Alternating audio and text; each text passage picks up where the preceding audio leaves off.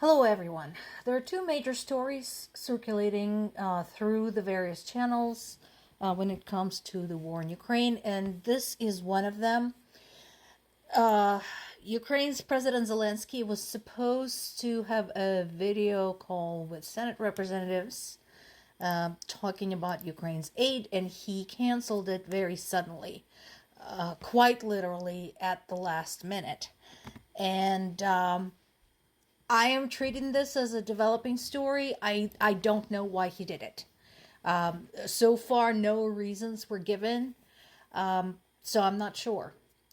As I mentioned before, I am not of a very high opinion of Zelensky as a politician, and it does concern me very much that he is having issues with Ukraine's army commander right now, because this is hardly the time to have a popularity contest. We have a war to fight. And so, like I said, in addition, canceling a call with our biggest allies that we severely rely on for aid is reckless, to say the least. So as soon as there's more, I'll provide more information.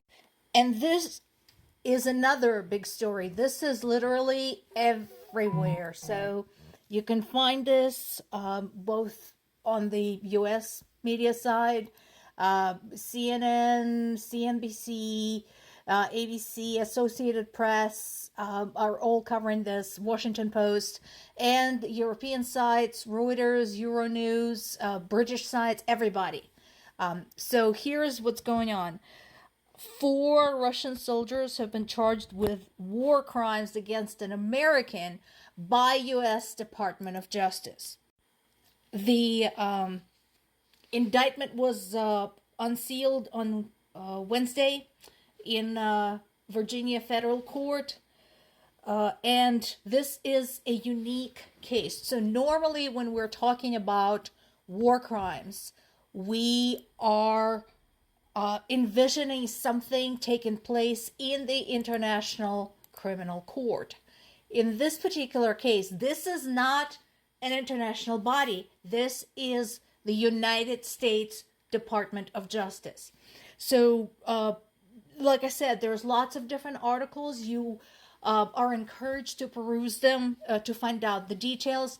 But basically, this gentleman, who is an American citizen, was living in a village in Ukraine with his family when a Russian invasion began.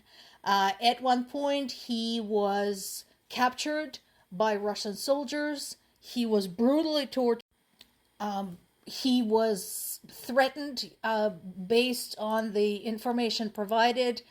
He was convinced he was not going to live another day. Then finally he was liberated and he's now in the U.S. So his family was interviewed. The people living in the area who witnessed to what happened to him were interviewed. And basically the more information comes to light, the worse it sounds about what has been done to him. Now, I want to make it very clear that what happened to this man is terrible. It's insane. What they did to him was completely inhumane. And I can't even imagine the anguish that his family went through, especially when, for some of the time, they did not know if he was dead or alive.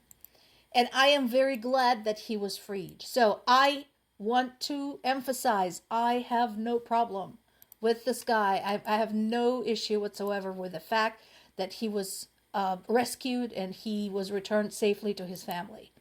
However, 2 things to consider here. One, he was captured and released in April 2022. Do the math. That's right. That was a year and a half ago. And this is your American citizen. Okay? So this poor guy had to wait a year and a half for some type of progress on his case.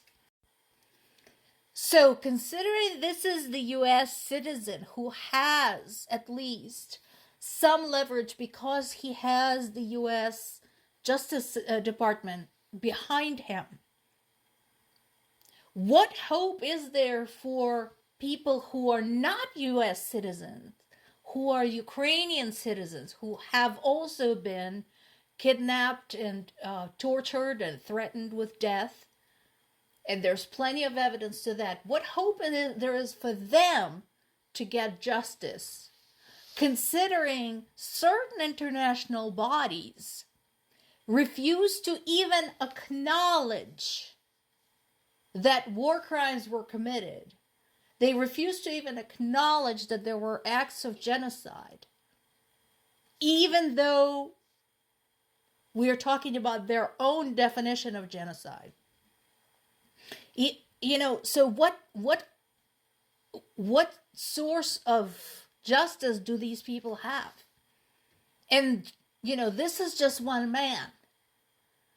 In Ukraine, there are hundreds of thousands of people who suffered terrible things, in addition to torture, in addition to being threatened with death, in addition to having their children kidnapped from them. There's also displacement from their homes, complete destructions of their hometowns and villages and cities, losing their jobs, losing their livelihood, their families being scattered all over, people missing. What hope do they have for justice, considering it took this long for one person who at least had a boost from being an American citizen?